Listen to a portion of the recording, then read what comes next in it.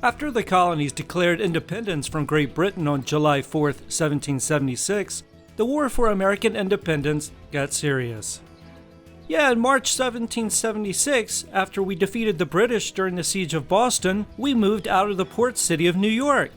I knew those redcoats would use New York's harbor as a base for their navy, so we needed to act quickly.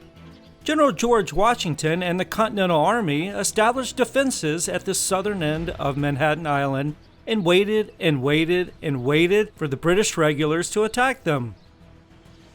Hi there, General. Hope you guys didn't have to wait long. In July of 1776, after a little R&R in Nova Scotia, we sailed into New York, landing on Staten Island, which was across the harbor from Manhattan. In total, there were about 20,000 British and Hessian troops up against nearly 10,000 Americans. Ricky, what in the world is a Hessian?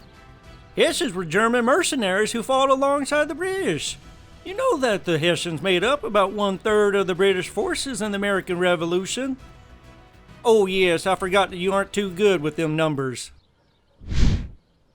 The sight of the British fleet arriving was something else, but we were determined to block them from advancing further into the harbor. In hindsight, it wasn't the best idea, but I decided to split my forces between Brooklyn and Manhattan since the British Navy controlled the river waterways with all their ships. On August 22, 1776, 10,000 British soldiers landed at Gravesend Bay on Long Island. I thought it was a diversion, not the main attack, but I was wrong. Oh yes, General, you can't be right all the time. The plot is really starting to thicken here, though it seems like General Washington made a big mistake. Yep, Virgil, the Battle of Long Island will turn out to be Washington's biggest loss of the American Revolution. On August 27th, the Battle of Long Island kicked off in earnest. The British attacked American defenses on Guan Heights in today's Brooklyn. We first hit the American defenses on the Guan Heights to the south, but I also brought my army around the rear of those pesky colonists and attacked their flank. The Patriots were caught completely off guard.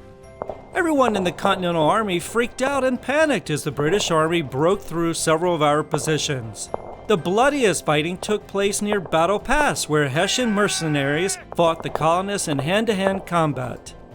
We started to retreat and pull back, and that's when 400 Marylanders countercharged and took a stand in order to save the retreating Patriots.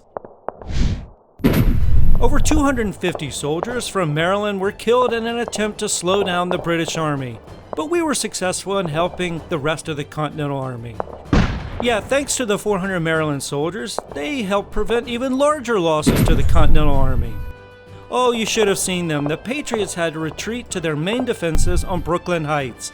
It was our victory as the colonists lost 20% of their men to casualties or capture.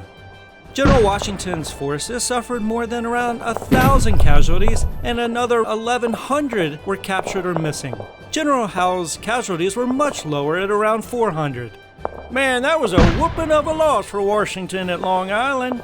Yes, though, he was smart with his next move. The British were digging in, preparing for a siege, and I knew it was time for us to go. General Washington evacuated his army on the night of August 29th to Manhattan without losing any supplies or lives. When I woke up, I was shocked to find the colonists gone.